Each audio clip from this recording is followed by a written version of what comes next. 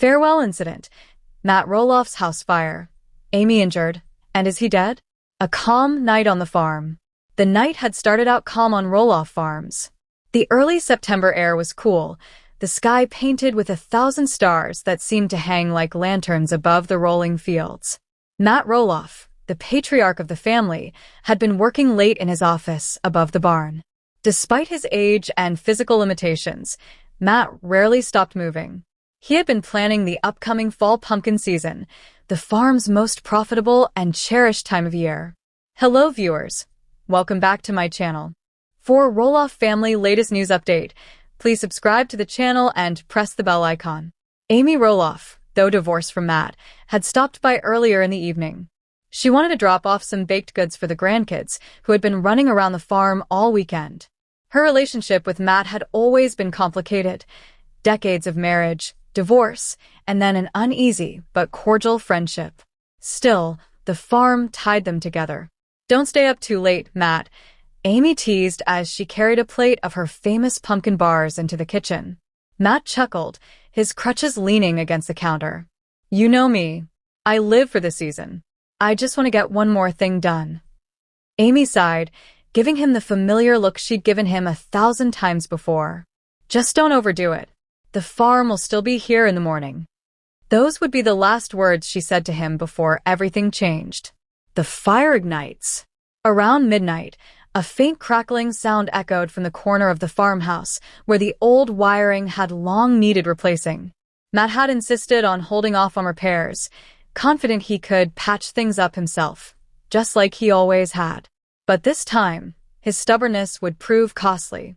The spark caught a curtain in the downstairs den, and within minutes, flames began to spread. The dry wood of the old farmhouse fed the fire, like kindling. Matt, still awake upstairs, smelled the smoke before he heard the alarms. Panic struck. He grabbed his phone and crutches, struggling to move quickly. His disability made every step a challenge, and the smoke was spreading fast. Amy, meanwhile, was still on the property. She had decided to sleep in the guest cottage after helping with some farm chores earlier. At 12:18 a.m., she was jolted awake by the piercing sound of fire alarms. Looking out her window, she saw the farmhouse glowing orange against the dark sky. Matt, she screamed, rushing outside barefoot. A desperate rescue. Amy ran as fast as she could toward the farmhouse, her heart pounding with terror. She didn't hesitate, despite the flames licking higher into the sky. The smell of burning wood and melting plastic filled her lungs as she pushed open the front door. Matt, where are you? She shouted through the smoke. Matt's voice came faintly from upstairs. Amy, I'm stuck. I can't get down. Amy's instincts kicked in. She raced up the stairs, covering her mouth with her sleeve. She found Matt leaning against the wall, coughing, his face pale. Come on, we have to go, Amy urged, helping him onto his crutches. But the heat was unbearable, and part of the ceiling collapsed just feet away from them. As they tried to make their way down the staircase, a flaming beam crashed in front of them. Amy pushed Matt back just in time, but in the process, a burning piece of wood struck her arm. She screamed in pain, collapsing to the floor.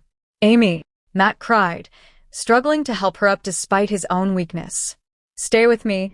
The smoke grew thicker, the heat more intense. They were trapped. Sirens in the night. Just as Amy began to lose consciousness, the sound of sirens pierced the night.